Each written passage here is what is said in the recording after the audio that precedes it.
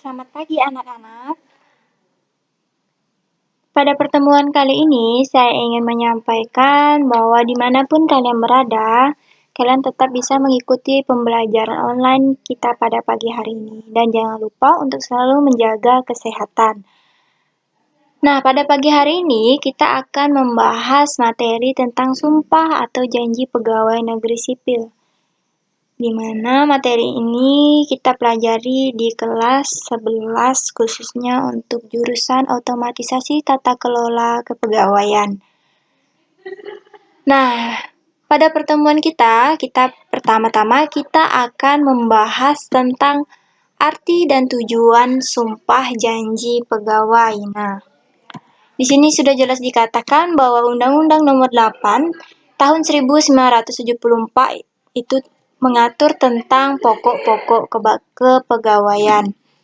Nah, selanjutnya pada pasal 26 ayat 1, di sini juga diartikan sumpah atau janji itu merupakan suatu kesanggupan untuk menaati keharusan atau untuk tidak melakukan larangan yang telah ditentukan di hadapan atasan yang berwenang menurut agama atau kepercayaan terhadap Tuhan Yang Maha Esa.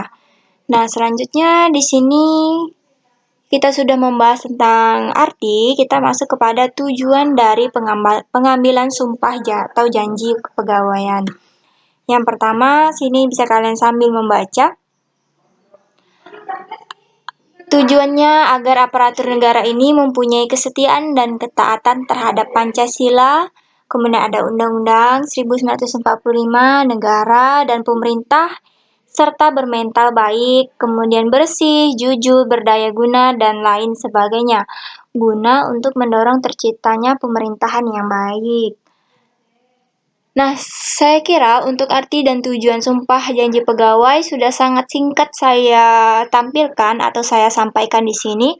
Selebihnya kalian bisa lebih memahaminya sambil membaca buku LKS, kemudian jika ada yang kurang paham dengan apa yang saya sampaikan atau apa yang saya tampilkan di sini, kalian boleh menanyakan secara langsung kepada saya. Nah, selanjutnya materi yang kedua yaitu tentang sumpah janji PNS, di mana isi sumpah yang telah diatur dalam pasal 26 Undang-Undang Nomor 8 Tahun 1974. Nah, untuk mengetahui sumpahnya isi pada pasal 26 Undang-Undang Nomor 8 Tahun 1974 ini kalian bisa lihat di LKS.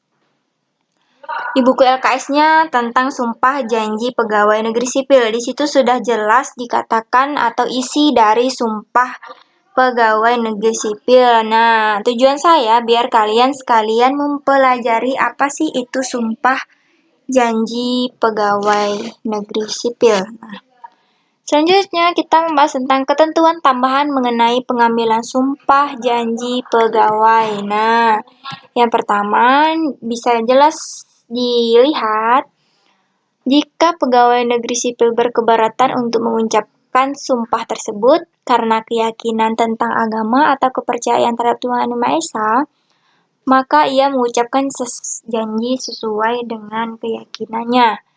Nah, yang kedua yaitu ada misalnya kalimat demi Allah, saya bersumpah atau berjanji dapat diganti dengan kalimat demi Tuhan Yang Maha Esa, kemudian saya mengatakan dan berjanji dengan sungguh-sungguh. Nah, hal ini bisa disesuaikan dengan agama ataupun kata-kata yang menurut kita tidak bertentangan dengan adanya sumpah tersebut. Nah, yang ketiga, bagi mereka yang beragama lain, khususnya beragama Kristen, maka pada akhir sumpah atau janji ditambahkan dengan kalimat yang berbunyi, kiranya Tuhan menolong saya. Nah, lagi-lagi saya mengatakan bahwa ini sesuai dengan kebutuhan dan keperluan yang kita miliki, misalnya agama Islam, agama Katolik, Hindu, Buddha, dan lain sebagainya. Selanjutnya itu di sini bagi mereka yang beragama Hindu seperti yang saya katakan tadi, maka kata-kata demi Allah bisa diganti dengan Om atau Paramawisesa. Nah, kemudian bagi mereka yang beragama Buddha, demi Allah juga bisa digantikan demi Sang Hyang Hadi Buddha. Nah, kemudian bagi mereka yang berkepercayaan kepada Tuhan Yang Maha Esa selain dari agama Islam, Kristen, Hindu, Buddha, maka kata demi Allah dapat digantikan dengan kata-kata lain sesuai dengan kepercayaan terhadap Tuhan Yang Maha Esa. Nah, dapat ditarik kesimpulan bahwa ketentuan tambahan mengenai pengambilan sumpah atau janji pegawai tidak memaksakan kita untuk mengikuti penyebutan Tuhan Yang Maha Esa sesuai dengan tertera di pasal Undang-Undang Nomor 8 Tahun 1974. Hal ini bersifat fleksibel atau kita dapat menyesuaikan dengan agama atau keyakinan yang kita miliki. Nah, selanjutnya kita membahas tentang pengambilan sumpah janji pegawai. Nah, sumpah janji pegawai negeri sipil ini diambil oleh menteri, ada jaksa agung, pimpinan lembaga pemerintah non-apartemen, pimpinan kesekretariatan, lembaga tertinggi dan tinggi negara, pejabat lain yang ditentukan oleh presiden di lingkungan kekuasaan masing-masing. Nah, seorang pejabat dapat dikatakan juga menunjuk pejabat lain dalam lingkungan kekuasaannya, di mana untuk mengambil sumpah janji pegawai negeri sipil dalam lingkungan kekuasaannya masing-masing. Nah, saya kira untuk pengambilan sumpah janji pegawai bisa sudah jelas saya tampilkan di sini di PowerPoint sambil kalian mempelajari, dan saya ingatkan lagi sambil juga baca bukunya. Nah, yang terakhir kita akan membahas tentang tata cara pengambilan sumpah. Di sini dapat dibagi menjadi beberapa, bisa kalian lihat ada 6 tata caranya, di mana dilakukan dalam upacara yang hikmat didampingi oleh rohaniawan, di mana disaksikan juga oleh 2 orang pegawai negeri sipil yang pangkatnya serendah-rendahnya sama dengan pangkat pegawai negeri sipil yang mengangkat sumpah atau janji tersebut. Kemudian menggunakan susunan kata-kata sumpah atau janji pegawai negeri sipil, kalimat demi kalimat, dan diikuti oleh pegawai negeri sipil yang mengangkat sumpah janji pegawai tersebut. Nah, kemudian mengucapkan sumpah janji pegawai negeri sipil, semua orang yang hadir dalam upacara itu berdiri. Nah, yang terakhir itu membuat berita acara tentang pengambilan sumpah atau janji tersebut.